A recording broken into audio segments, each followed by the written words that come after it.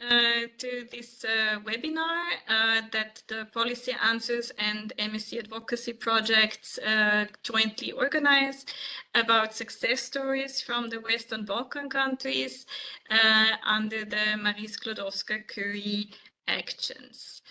My name is Elke Dall, and I am warmly welcoming you and also the colleagues from the European Commission that are joining us and all these success stories that we have invited. I want to make just one little point for the welcome, and this is that today's event and eventually the recording that you're watching is not an info day.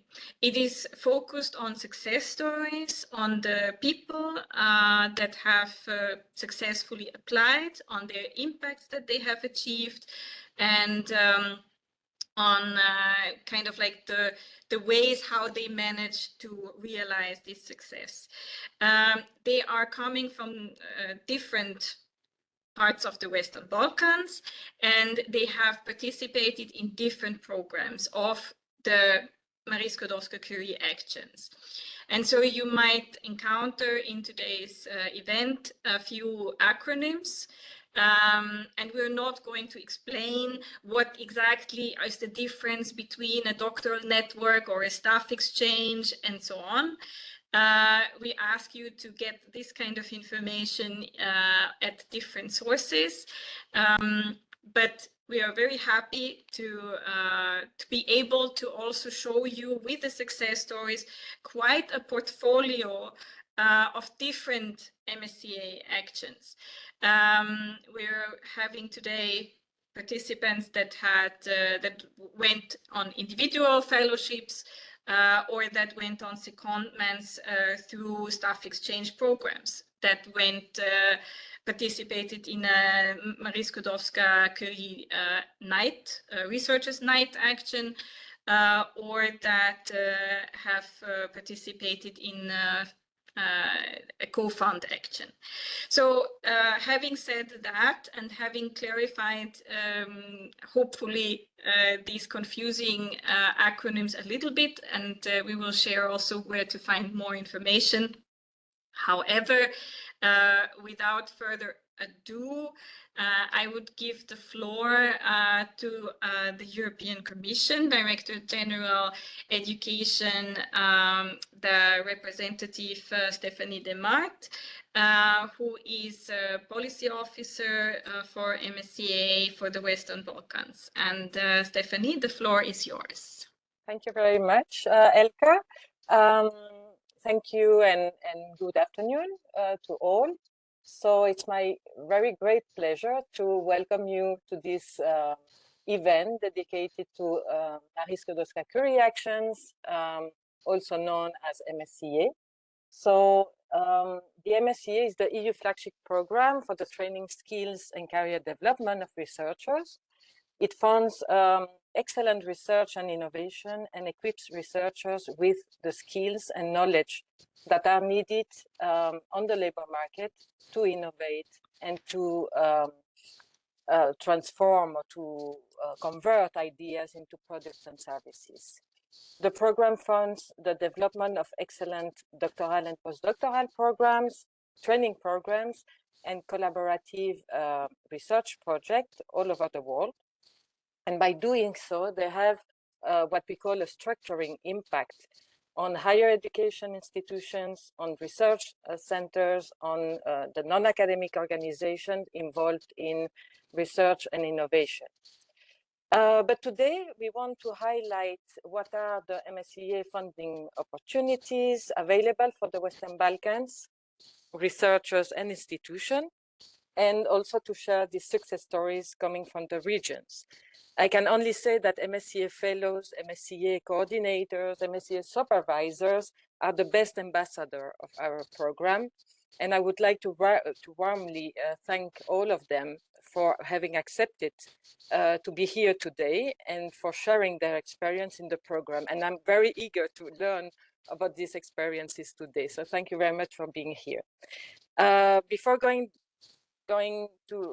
giving the floor back, I would like just to share a moment to highlight the progress that we have already achieved by the Western Balkan researchers and institutions in the program. So under Horizon 2020, we witnessed over 150 participations spread across more than 80 distinct organizations in the region, with a total funding of more than 30 million euros.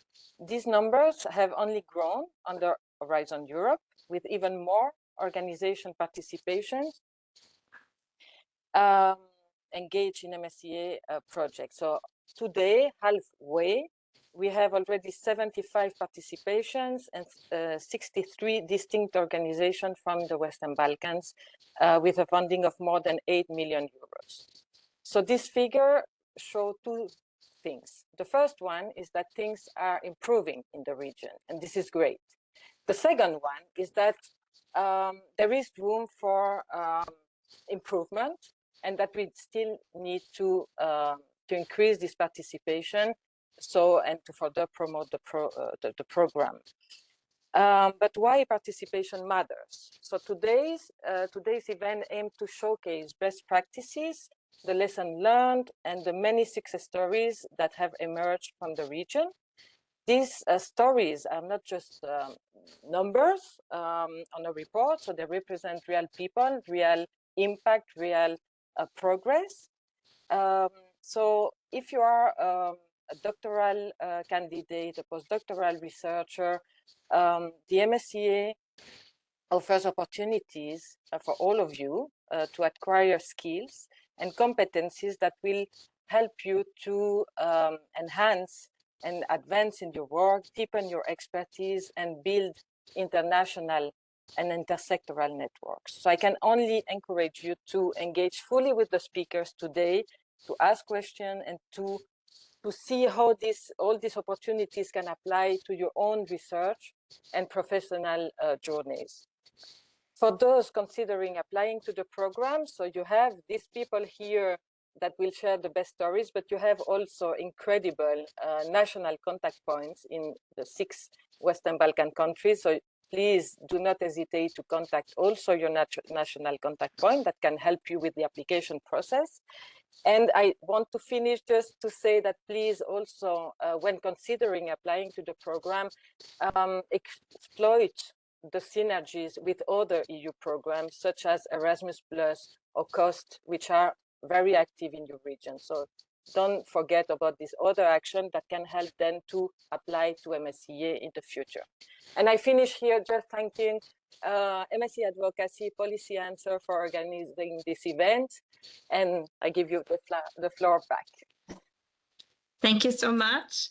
I continue also to thank you for the kind welcoming word and for the good cooperation we have. And I want to thank next also the Marie Curie Alumni Association. This association has helped us also contacting some of the success stories and also promoting the program in the region. And I would give the floor to Ornela Bardhi. She is a board member of the MCAA organization, and she was one of the former chairs of the Western Balkans chapter. Ornela, the floor is yours, and I will share your slides. Good afternoon, everyone, and thank you, Elke. And also, before we start, since today is a special day also because it's the 157th birthday of Marie Skłodowska-Curie, so I think it's great timing. Yes, indeed. What better way to celebrate it, right? So just a little bit of background for those who don't know what Marie Curie Alumni Association is.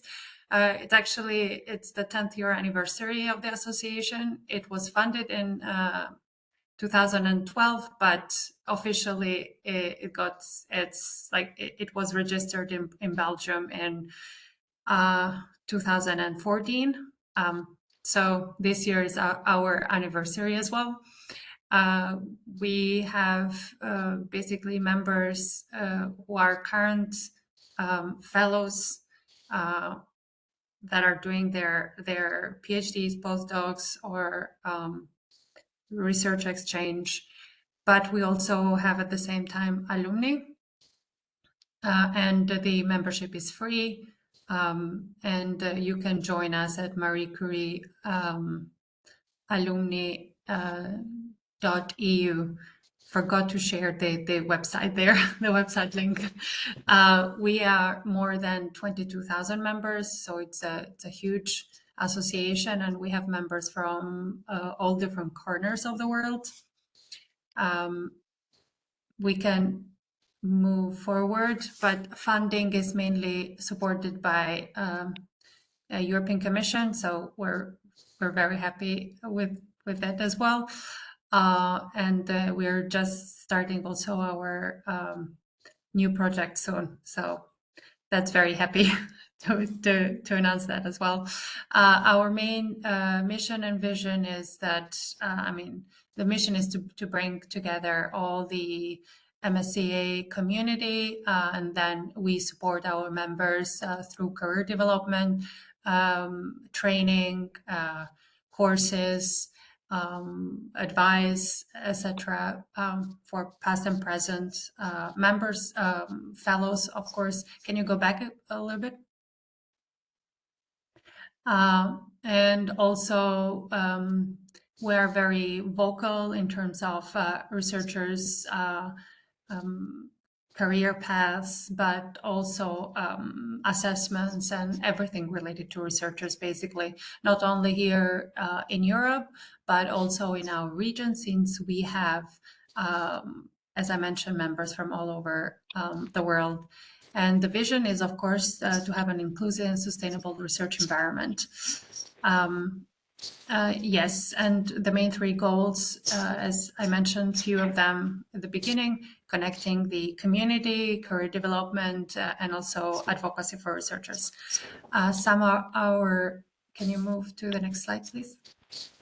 Some of our services, member directory, 22,000 members. We do also have surveys, events, as I remember, as I mentioned before, support and training, and also microgrants, especially when it comes to attending Marie MCA events, and of course our flagship annual conference, but also microgrants for research purposes. And we do have also rewards, our own awards. Can you move to the next slide? As I mentioned, we have a lot of members, and from different scientific panels and nationalities, and also when it comes to country of residence, and also the members' age. Now, of course, throughout the years, these have shifted a little bit, but this is the current view of the members. Can you move to the next slide? So, as I mentioned, we have members from all over the world. I keep saying this because it's very important. Diversity is very important to us, and not every region is the same as in Europe, and especially also in Europe, the Western Balkans, for example, is different compared to some other countries. For that reason, we have chapters. We have chapters in Africa, Asia, Southeast Asia, Europe, America, and we have expression of interest also for Australia and New Zealand. We have 37 chapters, and we do also have working groups. These are groups that are focused on topics rather than geographical region.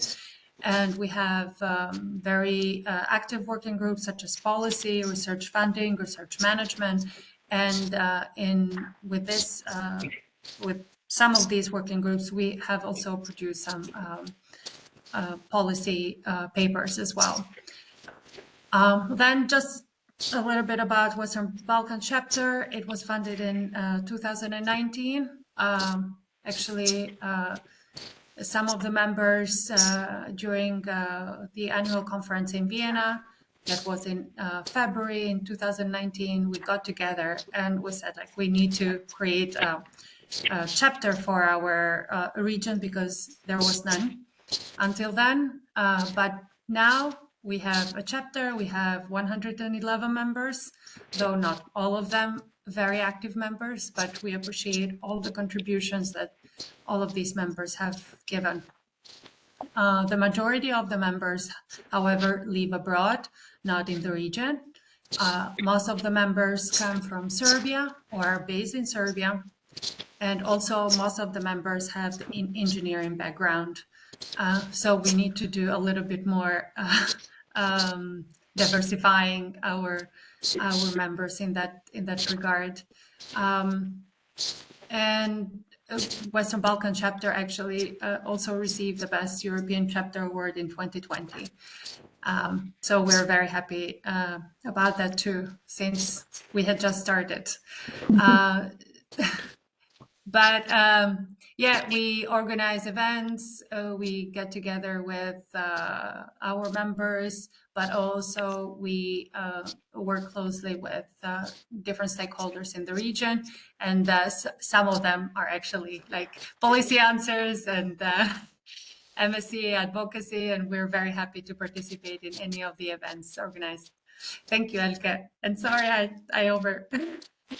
No, the floor goes immediately back to you, as now after this introductory session, and I'm really very happy about this collaboration with the MCA. You are the first success story as well, as you're not only a board member, you're also Albanian, so from the region, and obviously you had an MCA experience. So I give the floor immediately back to you, and you can catch up with a few minutes. Thank you. So I received my grant in, well, I started my grant in January 2017, and right away I actually joined the association, so I was active right away. The project was based in, my PhD was based in Spain, and it was an ITN project, so people from all over the world, and project partners from also mainly in Europe, but also associated partners from outside of Europe.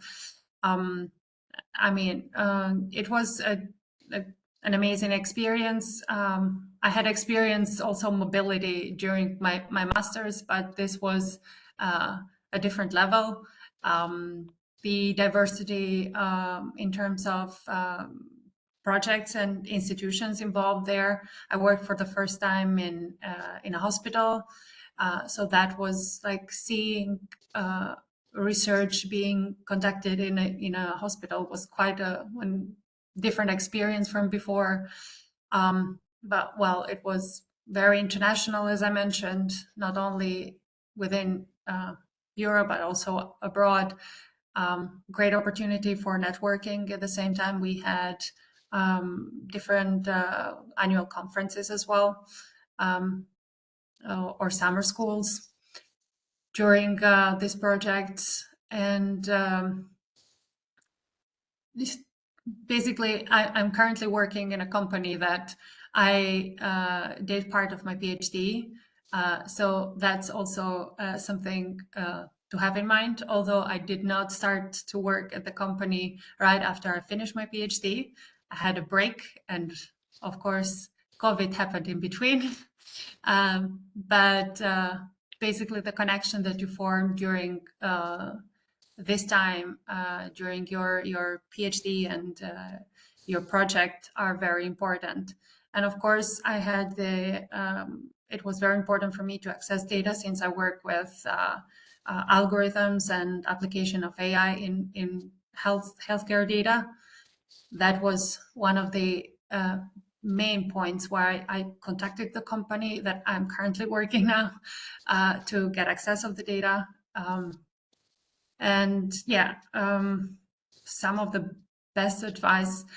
Well, as I've mentioned also here, be open-minded to new ideas and be also open-minded to the fact that things change and you also change as a person. So try to fill out the development document that is required every month, every year, or every six months. I don't remember now because it's been some time. Try to fill that out and see also how you have evolved throughout these 3 years. Don't be alone while you're doing science. It's very important to collaborate, not only because of you as a person, you need people to basically communicate and to talk things out, because research has ups and downs, and some of the downs are very down and you might get also very depressing at times, but also just to basically discuss things. New ideas come up when you are discussing different topics and different research topics with other people. It doesn't matter if they are from different backgrounds or they're not exactly working on your research area. Just seeing the same issue from a different perspective helps. Thank you, Elke. Well, thank you. And I think the Marie Curie, especially with this networking aspect, must have helped a lot. And I'm very happy also to learn that your job that you're doing now came out of these kind of collaboration. So wonderful. The next success story that we invited is Samira from Bosnia and Herzegovina, from Bihać. The floor is yours, Samira. Hi, can you hear me? Wonderful, yes. Okay, so hello again to everyone. Thank you for joining us today. So I will try to briefly share with you the projects and activities that I've been involved in through the MSCA and MCA as well. So let me start first with the IMforFUTURE ITN project and my work as an early stage researcher in Croatia. So we all know that ITNs are training networks which are focused on developing innovative and disciplinary approaches to address key scientific challenges. So as part of this project, for example, I worked in the fields of epigenetics and glycobiology, but I collaborated with researchers from distinct fields such as statistics and programming. And at that time, we were sharing knowledge and ideas that advanced both our work and also broadened my own perspective as a researcher. I emphasize this because through ITNs, for example, we not only gain technical skills that are needed in our fields, but also learn how to think outside of the box and how to approach problems from various angles. Currently, I serve as a vice chair of the MSCA Western Balkans chapter. The chapter brings together former and current MSCA fellows and enables them to support each other's career development, share experiences, and collaborate on projects. Through this role, I help fostering connections between researchers from the Western Balkans and international networks, which is very important for knowledge and experience sharing, as well as collaboration in today's increasingly globalized world. So one of the highlights of my current work is my involvement in MEDNIGHT, or Mediterranean Researchers Night Project. It is an initiative in partnership with the MSCA that communicates and promotes science in Mediterranean countries.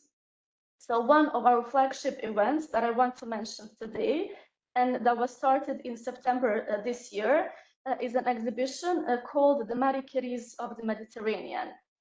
So the exhibition aims to highlight the achievements of women in science and inspire future generations by showcasing various role models from various Mediterranean countries. So it has been translated in 9 languages and featured in 9 countries up to now.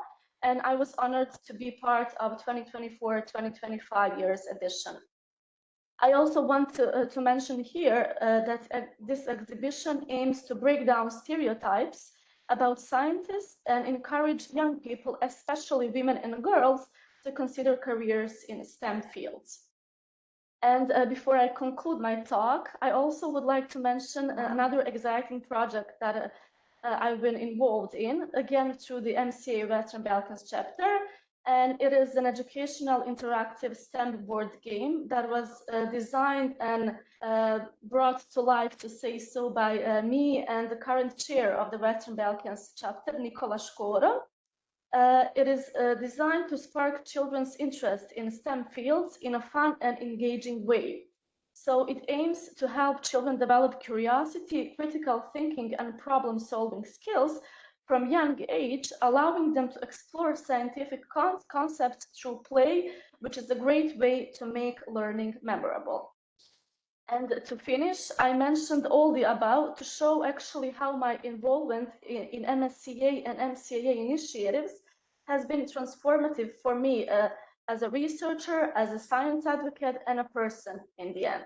So through the mentioned projects and activities, I've been able actually to develop work and life essential skills to connect with other researchers worldwide and contribute to projects that make science accessible and inspiring to everyone.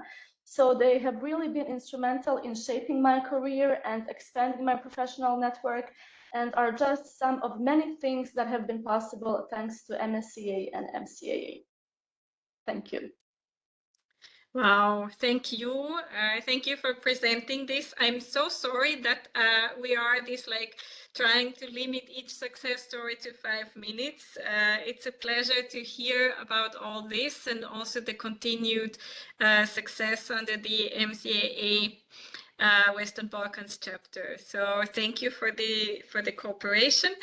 And good luck for the next projects and for mobilizing a lot of young girls into STEM. That's also an incredibly important endeavor. We have here a very experienced coordinator now as the next success story. Ljiljana is coordinating a project, the staff exchange project, and I give the floor directly to her. Hello, everyone. Do you hear me? Yes, it works perfectly. Yes. Okay. Well, first of all, I would like to thank Elke for the opportunity to participate in this event and share the story of our project related to metal complexes of a naturally inspired framework functionalized for cytotoxic and catalytic efficiency. It is recognized by its acronym MEDNIGHT. And within a 5-minute talk, I will, if we can go to the next one, sorry. Mm-hmm. Yeah. Within a 5-minute talk, I will consider the background story of MEDNIGHT, its impacts, effects as one of the staff exchange projects. And I will also try to give you some useful hands-on tips regarding MSCA program. So so let's meet officially. My name is Ljiljana Mihajlović. I'm employed at Innovative Center of the Faculty of Chemistry in Belgrade. And apart from my biographical data, I would like to say that, almost 10 years ago, when I got back from my postdoc stay at University of Graz, I defined my ultimate career goal as a way to develop not only my scientific interest, but also innovations. So I firmly believe that this viewpoint actually triggered the gathering of my intersectoral team. In that sense, MEDNIGHT team consists of 2 academic representatives from University of Graz, Professor Jorg, and the Institute for Research and Development from Lisbon in Portugal, namely Maria João Ferreira, and also from representatives from non-academic sector, namely from Serbia, Bulgaria, and Germany, speaking of myself, Christina, and Monica. If we can go further, please. On the next slide. It should show already. Okay, because I don't... Does it not? Okay, yes, sorry. So each project story has its background, so does MEDNIGHT. And my primary interest in writing one staff exchange project that dates back to 2018, when the European Training Academy held a 5-day training at our faculty. Thanks to the efforts of Ratko, Professor Gordon, and many others, I came up with the idea of putting together a project structure and the team. So from the graph, you may notice how unsuccessful I was in my first attempt. The project was scored with only 51. Sorry. The project was scored with only 51 points, so I had to improve all the aspects. On the second attempt, we managed to cross the threshold, and at that point, I was convinced we could make it even better. In our case, the third time was a charm, so we were granted in 2021. But apart from this whole story, I would always advise you to train your writing skills in any other project calls, only for the sake of, let's say, staying fit. And if we can go further, please. And once you are granted, you may feel starting only the positive impact of one staff exchange project, meaning that your international team will be recognized and well visible in not only in European scene, but further. You may expand your existing research groups, contacts, and so on. Good benefit is also that you can share infrastructural power among partners, and moreover, you will establish and develop some kind of a dynamic symbiotic relationship between upgraded researchers and institutional profile, meaning that you will really work in some kind of an excellence-driven environment. On top of that, you will be inspired and motivated further to generate new project proposals. And if we can go further on the final slide, in this sense, yeah, I would advise you to, in the first place, to generate functional consortium, to contact your national contact point once you start writing your staff exchange project. To define your role, not only during the project writing, but as well during the potential implementation of the project, to communicate with your partners, with the project officer when you're granted, to participate all live events, also online events, and not to forget to enjoy and have some fun while implementing your staff exchange project. On the other hand, I would say that I wouldn't advise you to take any actions that are not in accordance to the call rules. Please do not leave the communication channels to others, and do not forget to keep the record regarding any kind of decisions during the implementation or implemented secondments. In this way, yeah, I would finish my presentation. Wonderful. And I think the pictures really show that you managed to have a functional and fun consortium. So congratulations and thank you for participating also today. Thank you. The next are now maybe finally two gentlemen that are joining us from North Macedonia. And I would give the floor to our colleagues Ljupco and Bojan. Thank you very much. We hear you well. Perfect. Yep, you can hear me. Yeah, definitely. Thank you for having us today to have an opportunity to share our success stories. We're really excited with my PhD candidate, Bojan Kitanovikj, because this project, this Horizon Staff Exchange project, was the first one from Horizon Europe in North Macedonia. So it's really success stories after a while, and we are really excited to work on this project. Get Me For project is a legacy project, which means it is built up on a previous project, Get Me Free. This project is consisted of 18 partner consortium comprising transnational, transdisciplinary, transgenerational, and transsectorial and gender balanced research team from 9 countries and 4 continents. So Get Me For will organize over 300 secondments in this 4-year period. Precisely for North Macedonia, it means 30 secondments for our professors and academics. We expect 30 academics to travel for 1 month stay at one of the partner universities. The focus is placed first on the youngest researchers, our PhD candidates, our teaching assistants who are currently working on their doctorates, and later some of the assistant professors and associate professors who will have a serious approach to science will be involved in the project. This is our first year from November, so we have to share our success. We are very lucky to share that until now 10 secondments are already finished, and the experience of our young people, our young researchers is more than excitement.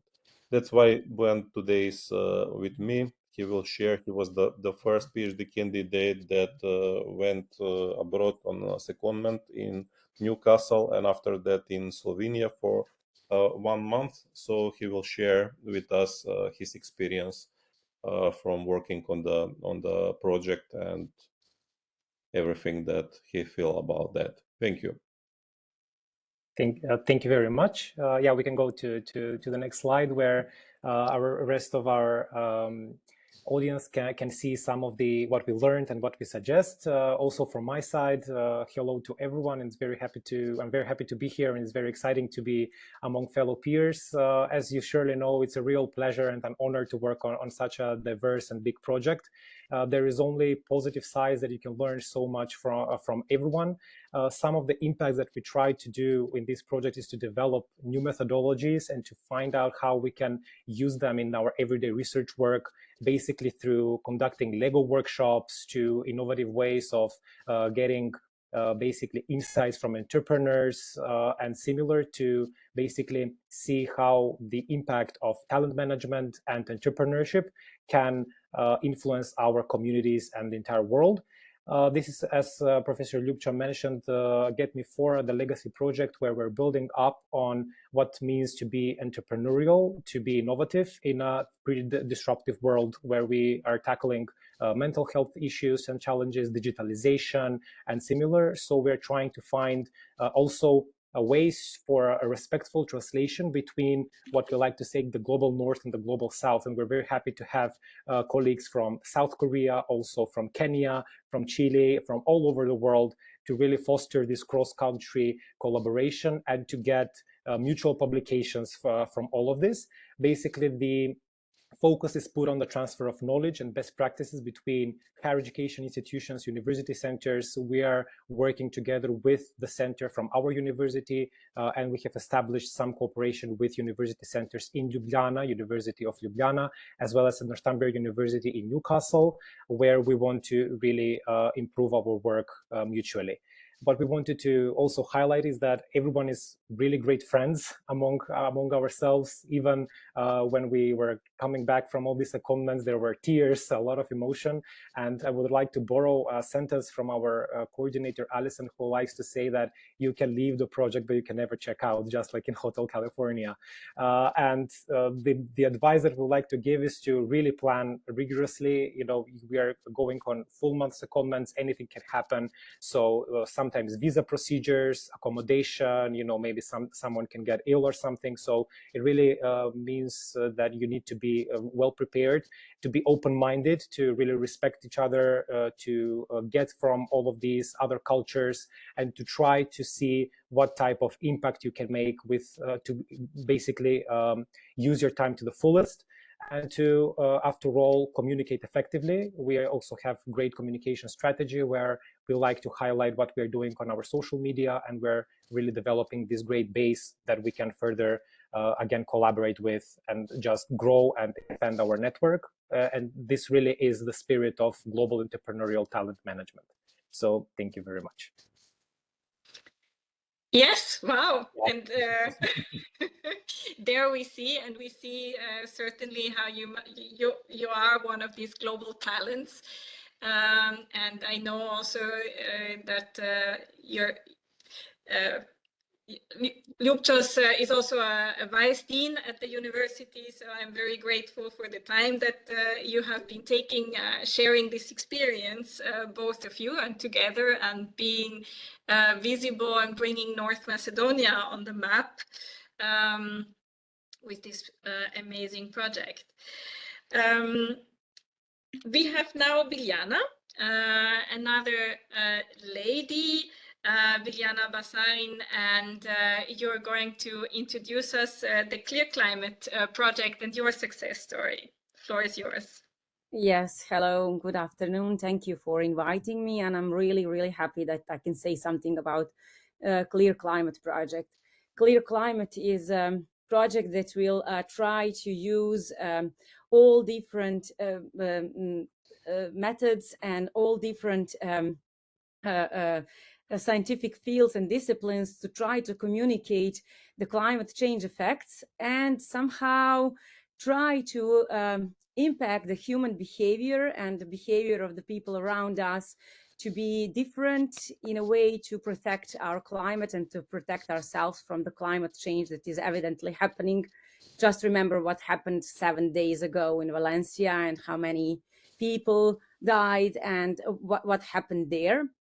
But before we go into climate change and the effects that climate change is actually producing, and actually the effects and impacts of climate change are devastating our planets at the moment, we have to think about how, okay, there are a lot of people, a lot of scientists that can crunch numbers, produce different kind of maps, etc. But how do these results actually reach the people who make the decisions or write the policies, or even to the local people, how they can change their behavior to somehow adapt and plan ahead to somehow live and combat the climate change.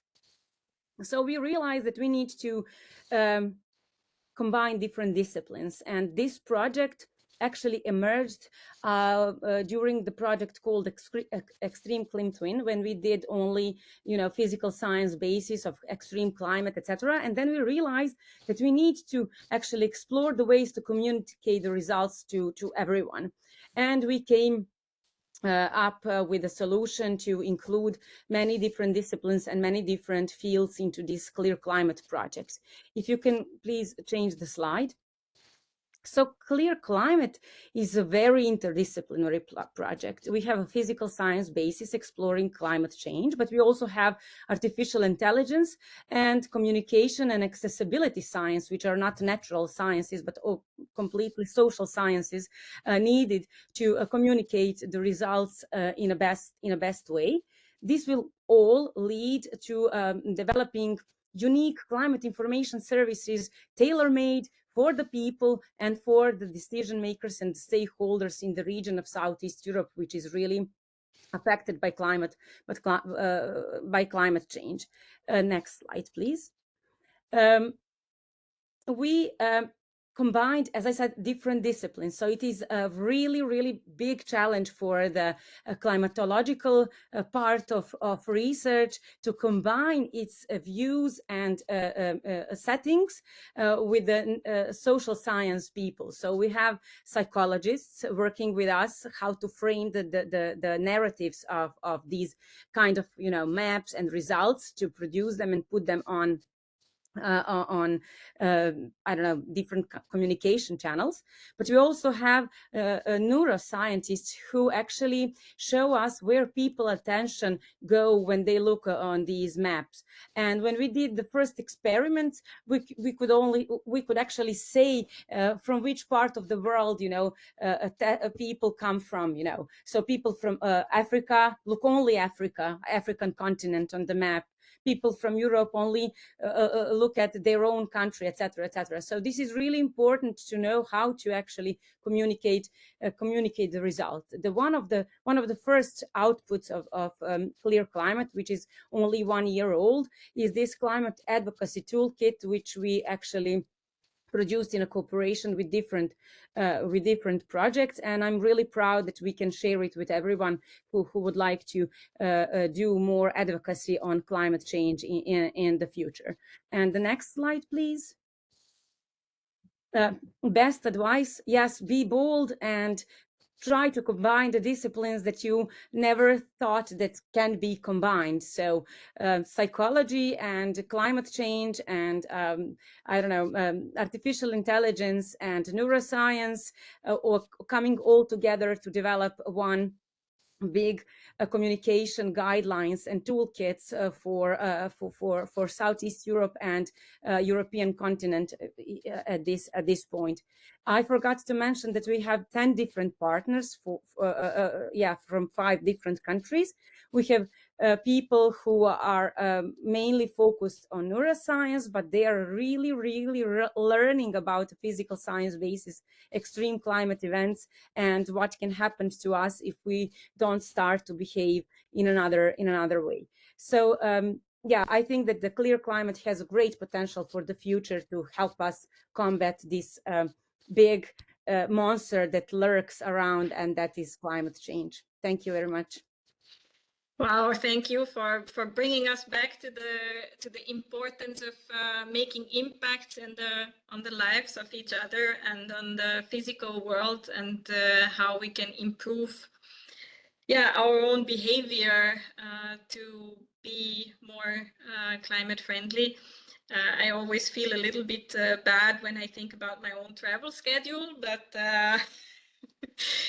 yes, this is important to see also that bringing together the scientists will have an effect on the level of the citizens and their behavior, and explaining this better. Thank you very much. And thanks for coordinating this initiative from Serbia. We have another Serbian colleague now as a next speaker, and Miron, he has brought with him even 2 success stories. So we have here success story 6 and 7. The floor is yours. Thank you so much. Can you hear me? Yes. Perfect. Okay, perfect. So I'm here to present 2 projects. One is Marie Curie Staff Exchange project that I'm going to tell you a little bit about first, and then some conclusions, what I think is important when you want to make this type of project. So my original affiliation is I'm associate professor at University of Belgrade Faculty of Pharmacy, and now we are in the process of working on the project that is called Marie Curie Staff Exchange Project CardioSCOPE. This is a project that is totally focused on using different omics tools and machine learning in order to improve cardiovascular health and cardiovascular management. Currently, cardiovascular health issue is #1 health issue. Unfortunately, not much funding is directed that way, but hopefully this will change in the future. And this is one of the projects that really wants to tackle this issue that is currently happening, because we know that cardiovascular disease also includes diabetes, obesity, and stuff like that. So the role in the project, currently I will explain to you why later on. I'm not part of the project at the moment, but I was very much engaged in the preparation of the project as a primary proposer. I'm not, my institution is not a coordinating institution, but we are very involved in the coordination process with our partners from Italy. Now, what I think enabled this success is basically the international collaborations that I managed to establish during my PhD and my early postdoc. That was one thing that really kind of set the right scenery for this type of proposal. The other part is trainings that I get from EUTA. I know that Goran is here. I saw his name somewhere, and he's the guy who really changed my life and opened me, to many different things. And I think that half people here from Serbia can thank him for that. And the next thing that really was important is persistence.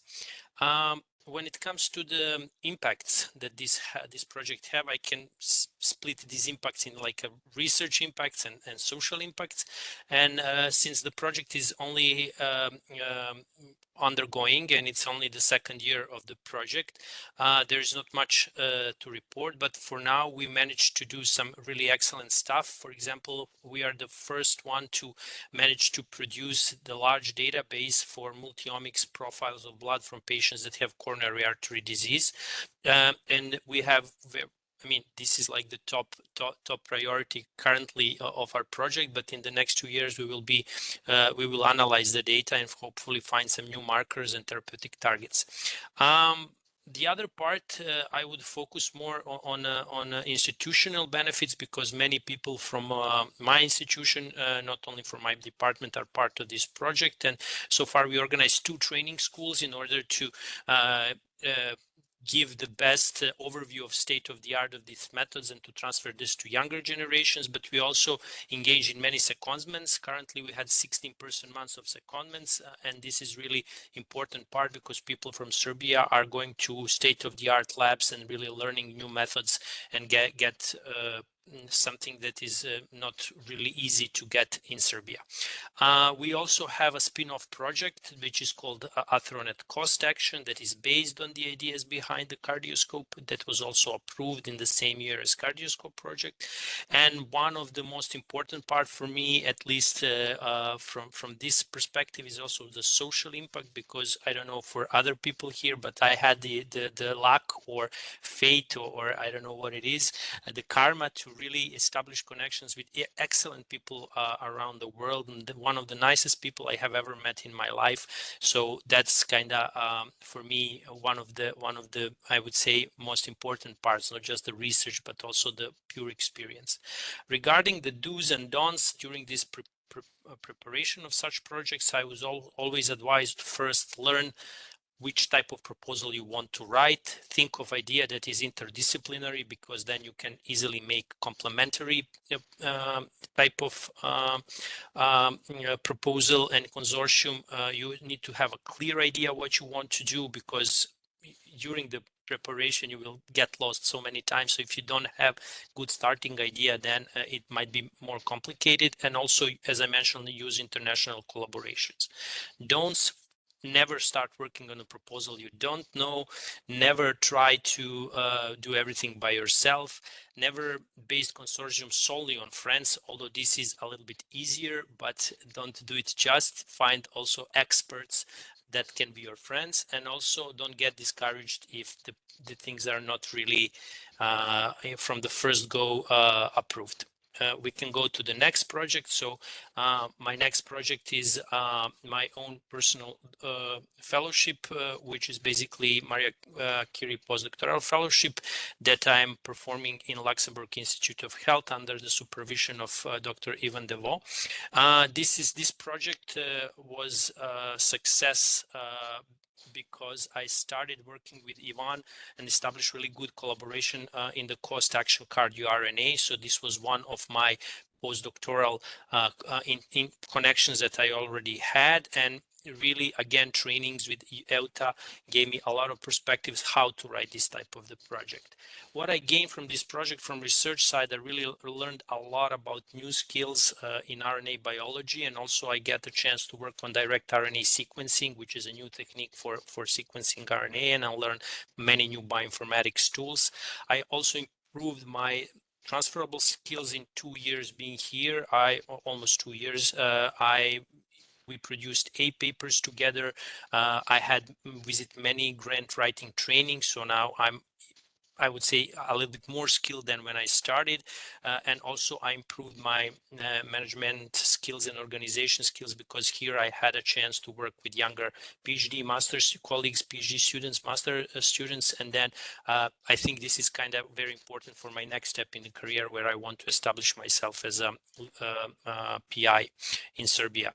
And also, no, please, can you go back for the yes. So I think from the perspective of career development, this type of project really gave me an international recognition, because whenever I mentioned that I'm Marie Curie postdoctoral fellowship, everybody look at me with certain sense of appreciation. So that really kind of lays the ground for me to build on that impression. Again, I would put a lot of emphasis for this type of project because this is my personal project that is personally for me, for my development. But again, I'm emphasizing not only building me as an expert, but also as a human being, and social impact in that sense had a tremendous impact on me social wise. With this project, I managed to visit so many places. I put here just to emphasize how much I travel in the last 2 years. Every weekend or every holidays, me and my wife get a chance. We travel somewhere around. So this really kind of intensify my feeling why it is really important to get into this type of projects, because after these 2 years I can guarantee I will not be the same person I was 2 years ago. Again, with the do's and don'ts, I have relatively similar things here, maybe more emphasized for this type of projects. I would like to emphasize that the first thing that you need to do is actually to get to know what this proposal is all about, and then again to establish collaborations with people where you want to perform this type of fellowship. Don't just go in any lab and write the project just to write it. It's important to really know where you are going, to generate some preliminary data in this lab where you want to go, to find the complementarity between yourself and the researchers and the research lab where you're going. Emphasize always the fact what you don't know, you will learn, and also what you bring, and the lab also doesn't, if the lab doesn't have certain expertise and you have, then emphasize also this.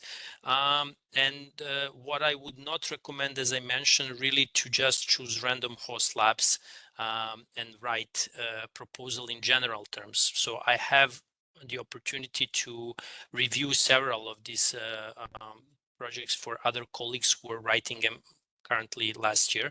And I saw that everybody is using kind of general approach. You know, they just say, we will do this, we will do that, without any specific details. And I would never recommend to do so. Please be always super specific about things that you are going to do and skills you are going to gain. So general is just not an option when you're writing this type of grant. So yeah, so basically that's for me. These are the two projects that are currently you know, from that I can present from my side. Marie Curie postdoctoral fellowship is ending in 3 months, and then I'm coming home back to Serbia, hopefully with the new skills, and also with the CardioSCOPE project that is also happening there. So thank you for the opportunity to present what I achieved with these two projects. Well, thank you. And we're looking forward to the next successes that you're going to have in your career. It sounds it's on a very, very good track, also with Marie Curie. So it shall continue like that. Thank you. We are moving from Serbia again to North Macedonia. We have invited Ivo to share experiences from an ITN, like this is the networking and a project from Horizon 2020, and he will tell us more about this success story. Hello everyone, cheers for inviting me. It's a pleasure to be here and to hear these wonderful success stories from all the participants, and it's also nice to see some familiar faces. I will try to be fairly quick because most things are quite similar to the experiences that others had. I was very lucky to be part of an international training network that was really multicultural and interdisciplinary. We had participants from Cuba, from India, from Colombia, from the Balkan region.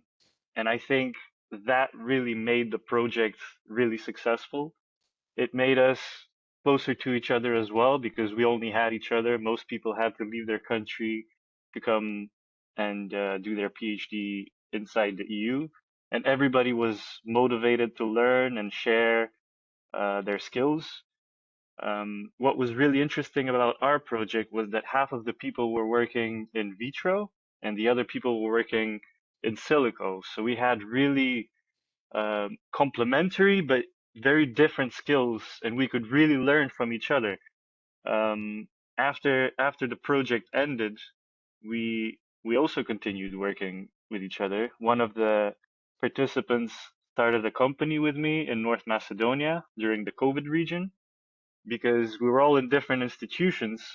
Something that was really valuable that we learned is how to work remotely with each other. And when COVID started, this was a big challenge for many people, but for us it was just everyday life because we were working remotely anyway. So we started this company in North Macedonia and started organizing scientific conferences during the COVID period, which was really nice. And today we still work together with most of the PhD students that were part of this consortium. Most of them live in the Netherlands.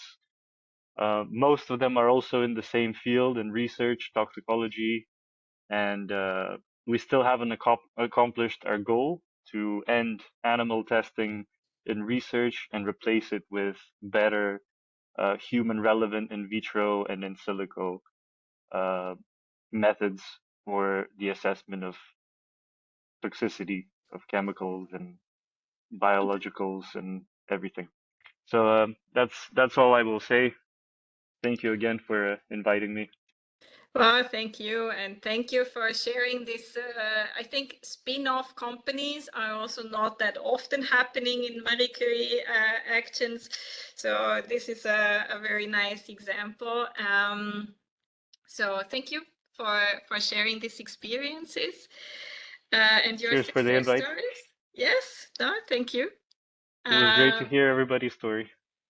Yeah, the next one you're going to hear is a bit from a different angle, because now we had a lot of people from the region having their Marie Curie experience either abroad or with staff exchange. Now here we are going to listen to Federica, who was incoming into Albania. So I think you will tell us more about your project that you had. So good afternoon, everyone. My name is Federica Pompeiano, and I am currently actually an assistant professor and researcher at the University of Genova in Italy. But today I'm really pleased to share my experience as a postdoctoral researcher in the project titled Materializing Modernity, Socialist and Post-Socialist Rural Legacy in Contemporary Albania, MAMO for short. And my project was funded under the Horizon 2020 Excellent Science Program, Marie Skłodowska-Curie Action Individual Postdoctoral Fellowship in 2019, but started, of course, in 2020, in October 2020. And thanks to this funding, I took on the role of research fellow for a 24-month period at the Institute of Cultural Anthropology and Art Studies at the former Academy of Albanian Studies in Tirana, in Albania. And I think I am so far the very first researcher that brought Marie Curie to Albania up to now, I think. Next slide, please. The MAMO project focused on the dissonant legacy of socialist architecture and landscapes in Albania's rural areas. And my focus was on how these rural spaces and landscapes were shaped by the socialist modernization processes and on the changes they've undergone since the collapsing of the communist regime. I also explored the impact of communism on rural architecture and planning, and also the Albanians' distinctive path within the development of European modernism in the architectural field of studies.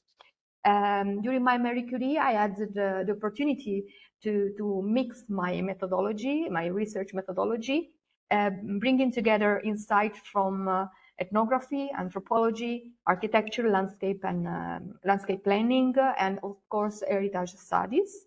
And the aim was to create a start for a debate about how to consider the Albanian 20th century architectural heritage within the broader European perspectives on 20th century rural modernism. Next slide, please. And this, I think, in my opinion, actually, that the success of this project was made possible by several key factors I've tried to sum up in this slide. And first of all, access to key information, which gave me a solid foundation and supportive scientific mentorship, despite having some difficulties at the local level with my institution concerning managerial aspect of the project. But actually the collaborative networks was also essential for growth and learning new competencies and skills in other scientific fields of study. Then my background and prior expertise helped me in guiding my approach and to develop also strategic skills in proposal writing that were very fundamental. And of course, none of this could have been achieved without persistence and, let's say, a quite strong desire to see the opportunity of implementing my project directly in a local Albanian host institution and engage research at the local level among communities. Personally, the Marie Curie postdoctoral fellowship has had big impact on both my research and professional development because it has strengthened my research abilities and helped expand my network, opening doors to collaboration with also other researchers in the area. I've also developed transferable skills that go beyond actually academia. And I have also seen increased visibility, which is also helping nowadays advancing my career. And one of the most valuable lessons has been, of course, learning to adapt to different research settings that were very different, in my opinion, actually, and in my experience from those I was used to in my home country. And also an essential skills if one desire that I think it is to adapt ourselves to other different research settings is also an essential skills that one has to have if one to work in a multicultural and interdisciplinary research environment. So to wrap up, I'd like to share what I believe to be some of the best advice for future Marie Curie grants applicants in Western Balkans, and especially in Albania, because I think it is a beautiful country to explore and to live in. So first of all, take time to understand the program's goals and criteria, and don't hesitate to seek advice and feedback from those who have been through the process of proposal writing. Then, of course, writing a strong, clear proposal is essential, and it's worth putting efforts into building networks and planning for international collaborations. Also, you need to plan your outreach and think carefully about how to balance global impacts with local engagement, because I strongly believe that conducting research is a public institutional duty at community services. And there are a few common pitfalls to avoid as well, actually. So don't overlook the administrative details and make sure your research objectives are quite specific and realistic to achieve, of course. And don't underestimate the time commitment, and remember always that it's very valuable to seek input from others instead of working entirely on your own. And the next slide. Okay.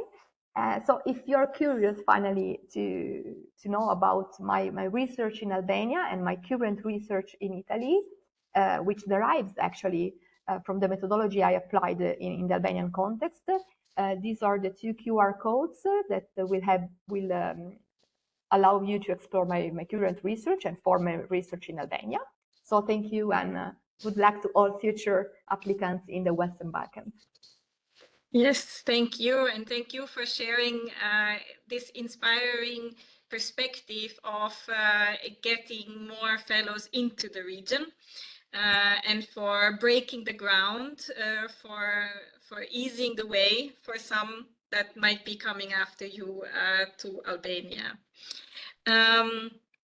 The next speaker has already been mentioned, and we have seen him on some pictures already. He is probably the one spreading the message and explaining the how-to for Marie Skłodowska-Curie Actions in the region. So without further ado, and one of the nicest coordinators that I know as well, Goran, the floor goes to you. Good afternoon. Can you hear me, Elke? Yes. and others. Yes, perfect. Thank you. Thank you for these nice and kind words. And how I'm fan of Marie Skłodowska-Curie staff exchanges, you can see from this slide out of my 8 ongoing projects in this moment, or 9, including cost and NAT projects, NATO. 3 belongs to Marie Skłodowska-Curie staff exchanges. In 2 of them, I'm coordinator. In 1, I'm partnering institution, and I would like to use this time to present 2 which I coordinate in this moment, and to transfer on you some lessons from my side as a coordinator and writer of this project proposals.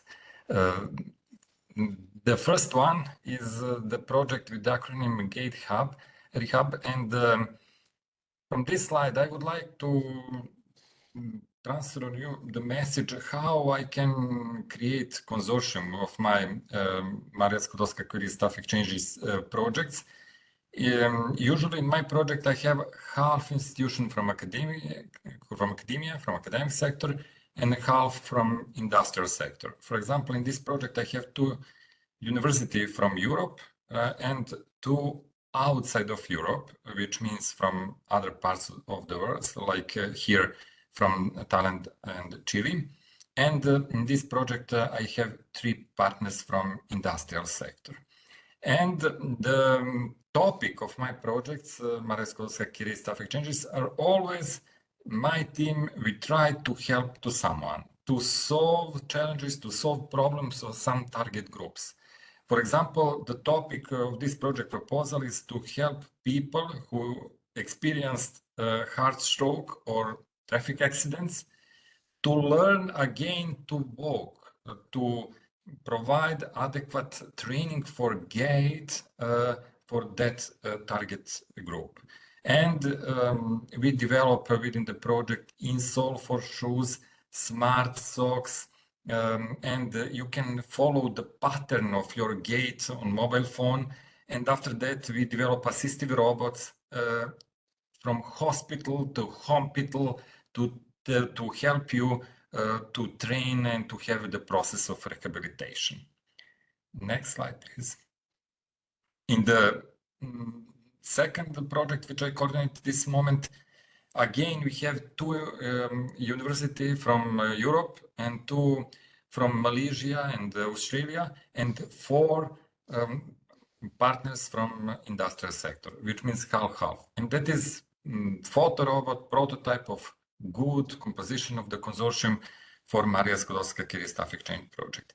The topic of this project is to help autistic children to provide adequate oral hygiene for that target group. They simply don't have awareness about oral hygiene, and we provide the orthodontic appliances like guards, and inside we have microfluidic chips, and wirelessly, when you click on mobile phone on the liquid, the fluid from reservoirs in that guard can clean the teeth and oral cavity and provide adequate oral hygiene, which means general health. The next slide. I try to give you some message for takeaway. From my experience, I always try to have the best, the leading institution in that sector in my consortium, to have motivated staff to go on secondment. And some example, in my first staff exchange project, I put one of indicators to publish 40 papers in journals for 4 years of duration of the project. And when I put that indicator, when I write project proposal, my collaborators thought, oh, professor, that is a huge, 40, that is huge number. And I explain, when I put 4, you will work to have 4. When I put 40, you will work harder and much to reach that level.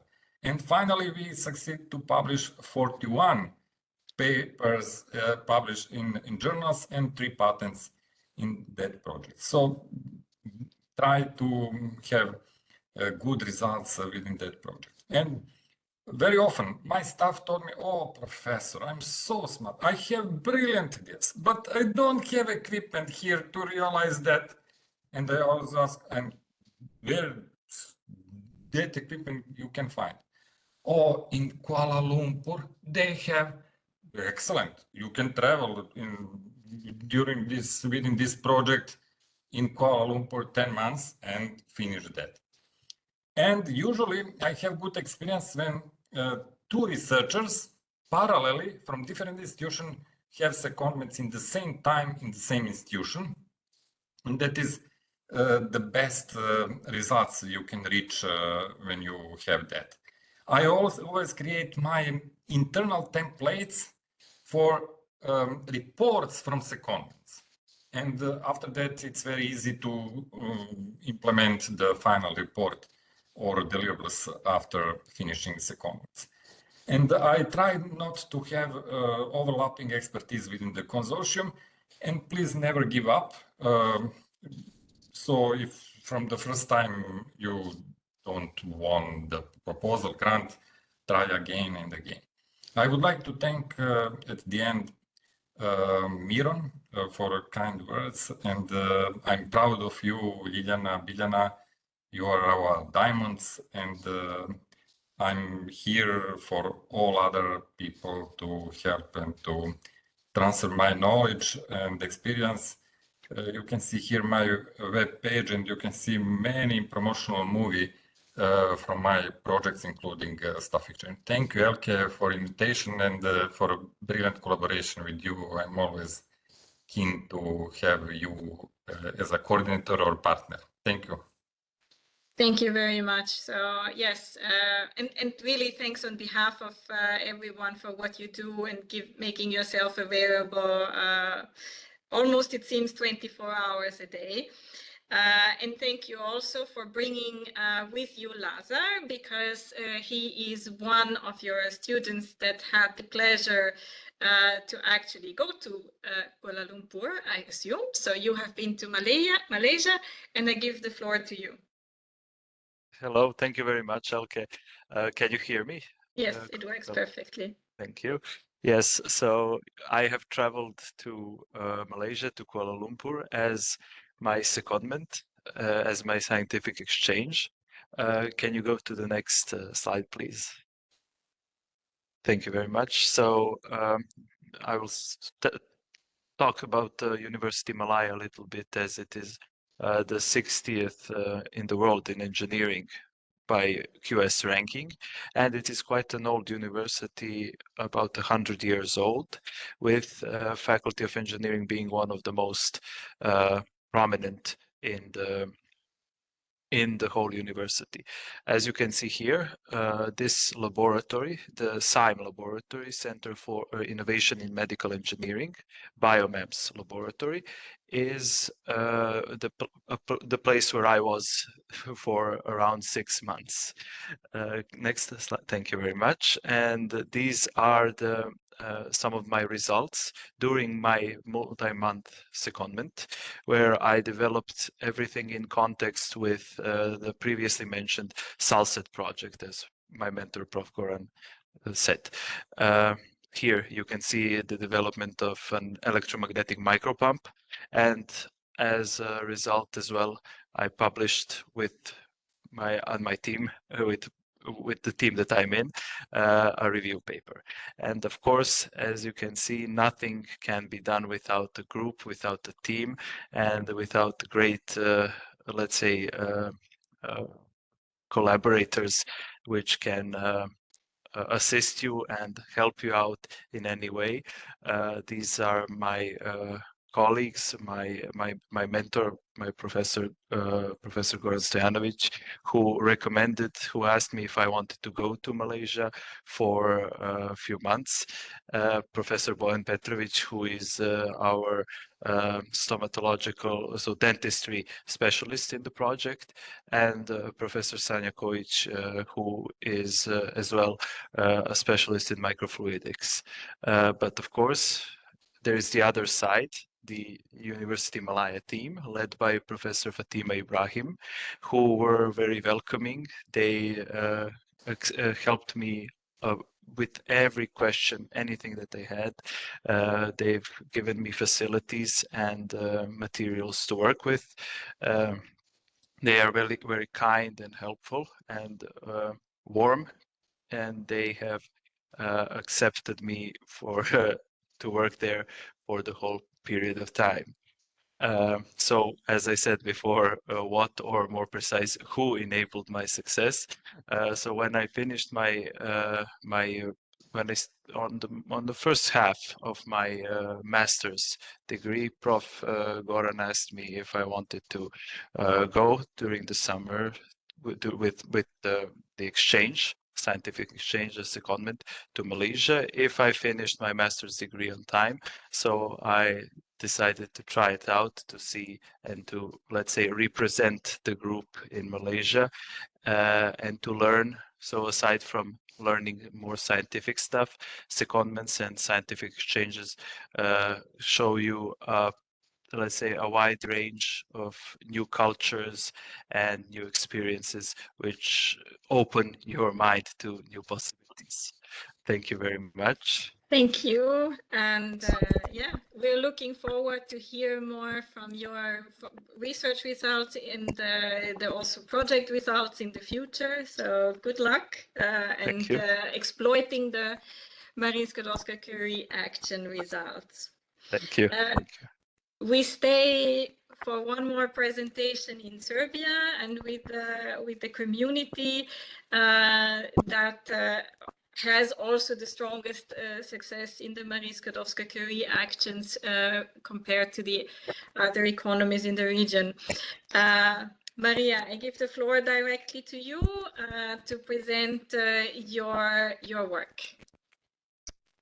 Thank you very much, Elke, for this nice opportunity and invitation. My apologies, my camera does not work at the moment, so you are a little bit difficult to hear. I don't know. I think it's not just for me. So if you can move the microphone a bit closer or something, it would be good. Okay, hopefully. Yeah. Complete different. Absolutely.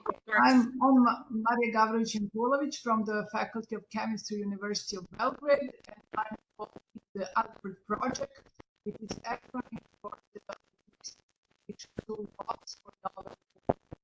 And it is the doctoral network.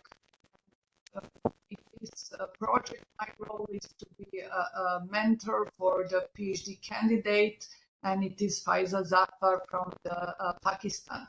So just to try to emphasize what our Alfred project make a successful story.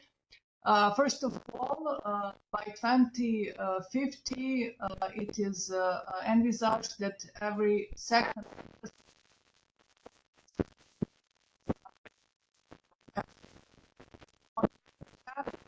we have.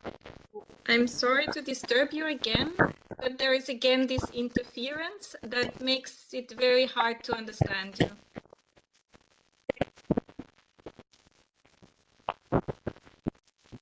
Actually, I cannot hear you at all at the moment.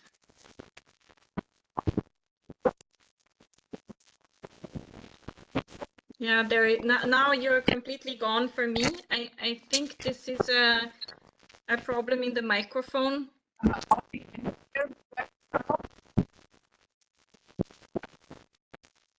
At the moment, I cannot hear you. So the sound is. And now, is it better?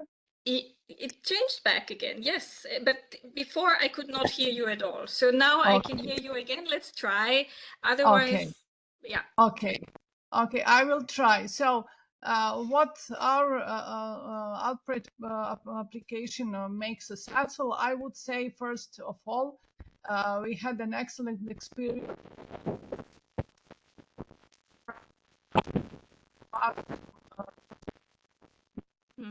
Team and very many colleagues who were involved in this collaboration project, and therefore we made a highly multidisciplinary consortium which is made from academia and also industrial sector, also medical sector, and involve also the perspective of the allergic patients. Another issue was that we offered the program which will provide well-educated young scientists, very skillful, and we offered the kind of education which will be positioned within the EU labor market.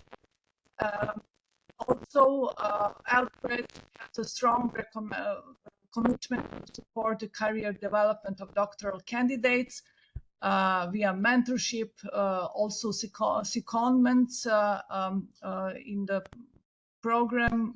We have 10 doctoral students, and each of them will participate in 2 secondments, and is usually combined academia with industry or clinical sector. So that's something that should be emphasized. On the other hand, from my personal perspective, it is really opportunity to deepen and widen the network of colleagues which work in the field of food allergy. Also opened the opportunities to collaborate between academia and industry. That is not quite often in our region. And also it was the possibility to get to know different cultures.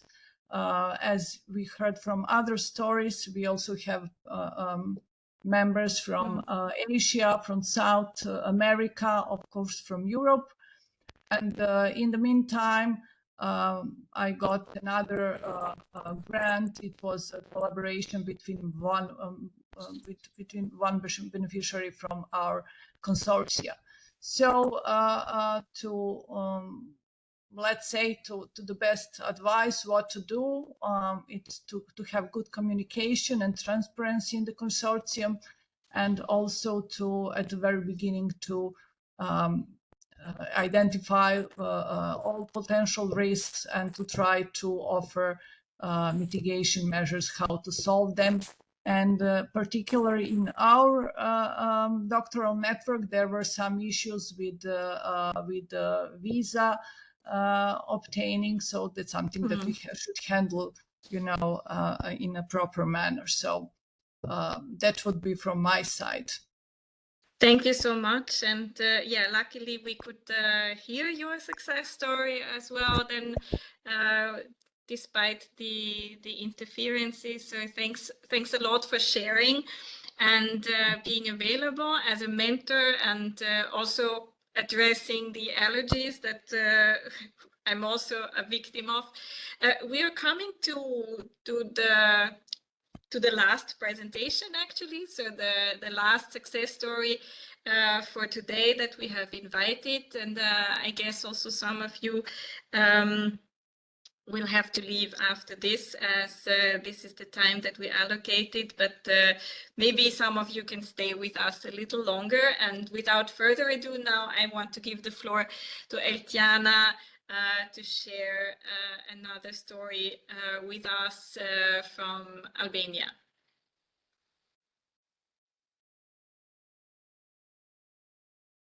Does it work? Okay. Ljiljana, I don't think, I cannot hear you. Hello? I don't see her in the list. Okay, I had her in the list. I think this is here. Ljiljana. Ah, yes, she is. You're right. So, we might be coming back I try to her to story. unmute her. No. In any case, this allows me to basically say thank you already. For now, we will see if we can come back to Ljiljana. But I did want to introduce you to also another person who is behind several of these success stories. I think Gordana has to leave soon, but maybe she can share just also the perspective of the NCP with a few sentences, how you managed to get all those success stories in Serbia. Thank you so much. It was really great to hear all of you, and I feel like being in All-Stars game. So thank you for being so brilliant, and I'm looking forward to the projects. What can I say without mentioning the numbers in Serbia? We can do better, that's for sure. But this is more of a personal message to the research community, and that is build your excellence. Work hard. As Ljiljana said, work hard, party hard. But what I think that lacks here is the real excellence that is a recipe for success. So build your portfolio, build your financial ID, be out there, be mobile, get mobile, move around, go to conferences, meet new people, drink a lot of coffee with different people from different sectors. Try to test and challenge your idea. Maybe it works well in your head, but it might not work well in any other environment. That's why you have to talk to people from industry. You have to talk to people from NGOs. You have to get through to the very core of impact that we, the common people, need.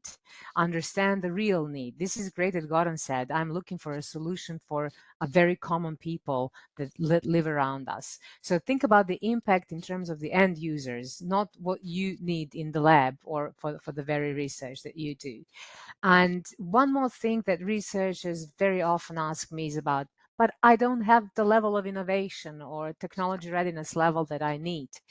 It's not always the innovation in view of Nikola Tesla, right? We're not all innovators, but we can do changes that will be disruptive, that can really change the way how something works, how we think, how we use the services, technology. So it doesn't have to be the quantum leap, but it cannot be incremental, that's for sure. So we don't have to start high innovation thinking, but thinking how to implement and make these changes that will make our lives better. And don't be afraid to read the documents, grasp the entire context, know about Horizon Europe program, understand the needs, the levels of impact, and I'm sure then all the ingredients of the recipe are there for success. I'm really happy to know all the people, not only those I've helped, but all the grantees, because this is one brilliant community, and I'm happy to be a part of from the background. And I'm really glad to support the researchers in this way. And thank you for organizing this, and thank you for making me part of it. Yeah, I have to run now. I wish you all great afternoon, and thank you and goodbye. Dalibor, I'm sorry for not being able to hear you, but you'll say great words, I'm sure. Thank you so much, everyone.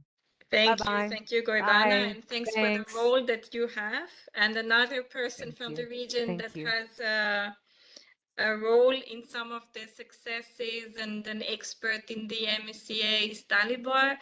And I think you're also full of appreciation for the amazing people that we have met today. Yes, hello everyone. Elke, thank you for inviting me and for organizing this very important event. I already advertised it on LinkedIn, so let's hope that it will be even more next time participants to listen to these positive stories. As you already mentioned, I'm calling you today from Ljubljana, from Slovenia. I'm here on one exchange within the Erasmus Plus project. And this is something that that connects naturally with the MSCA. And especially in this field that we have heard the stories from the people that have been very active in MSCA, like Goran, like all others.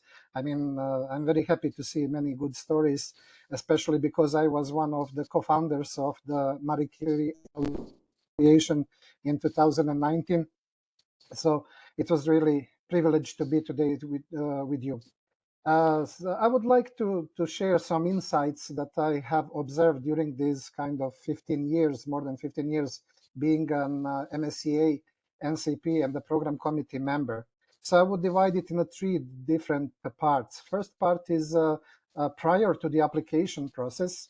A lot of people, and we heard that also today, have faced with the reluctance and fear, especially for losing the position, because especially in a postdoctoral fellowships, you have to leave your position and go to abroad to do your research. And then there is a fear that you're going to lose your position. And this was also a part of this inherited way of thinking. Now I am a professor, I finished my advancements, so I don't need anything more to do. So this is a kind of stereotype that is imposed in a society, and which is not good, because you need always to think about the different aspects of your improvement. It is not only research, it is like we could hear a different of networking possibilities, cultural exchange, and all other things that MSCA is supporting. So another very, very obvious problem was the low level of the foreign languages. So the participants also had to overcome these problems. Fortunately, some of them were very good in the foreign languages, but some of them were lacking. But the essence of this is, if you don't try it, you will not know if you are capable to do it. So there is no fear of low level of languages to have, because you can do it even with a not so professional English language. As Gordana mentioned, it's compulsory. It's a compulsory, but unfortunate. You need to increase your research visibility. This is an ultimate issue that you have to go through, and you cannot do it if you don't push for that. Complexity of application itself is something that, since I was involved for the first time in MSCA, the program itself improved in complexity. I mean, it's a less complex for application than, for example, in FP7 or in FP6. So maybe in the next program, the complexity will be even less. So this will not be a kind of problem for participants, because researchers are people that are oriented towards the science, not to the administrative part, and this creates a problem for them. So any resistance from that aspect might also appear. During the implementation, you're facing with novel things, many novel things that requires from you to think outside of the box. You're going to another territory, to another business culture. You have to learn a lot of things at once and acquire new skills. So it's a very tight timeline for you to accomplish everything. But fortunately, there is a networking, and there is a lot of people willing to help you at the hosting institution. So there is no fear of that.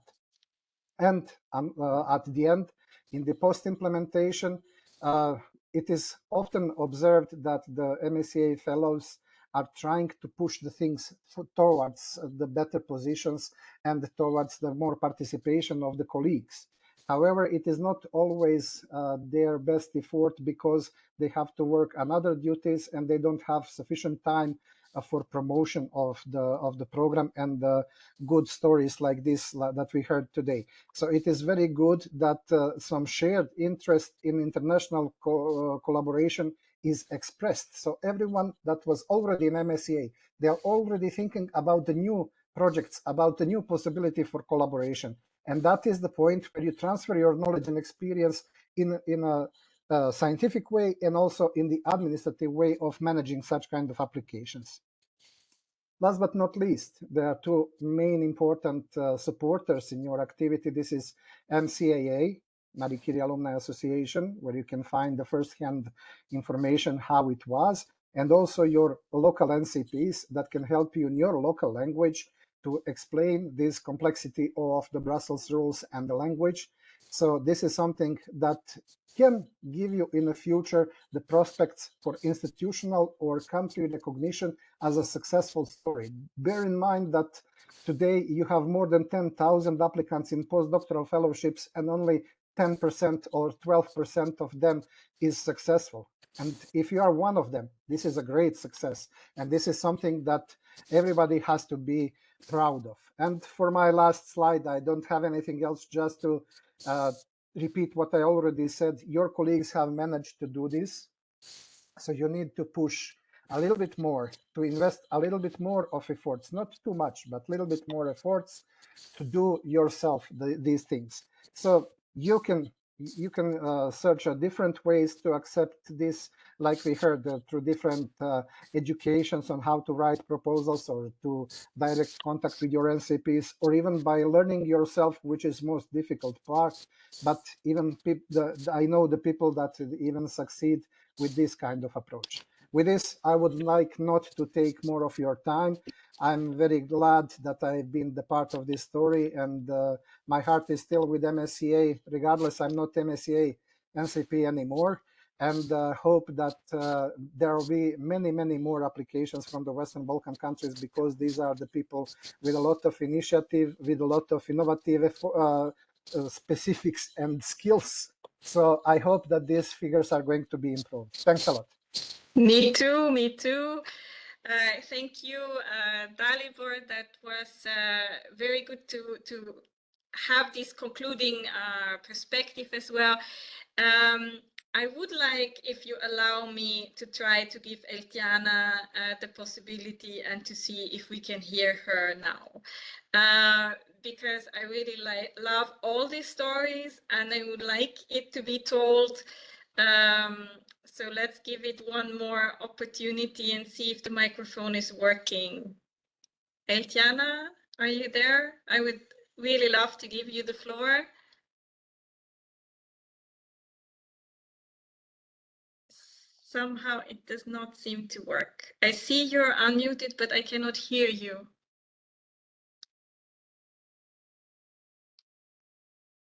It's such a shame. It's such a nice story of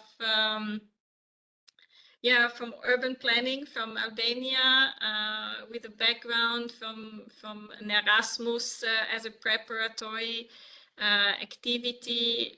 We would really like to hear also from your work and from the effects that the MSCA had, including some follow-up projects.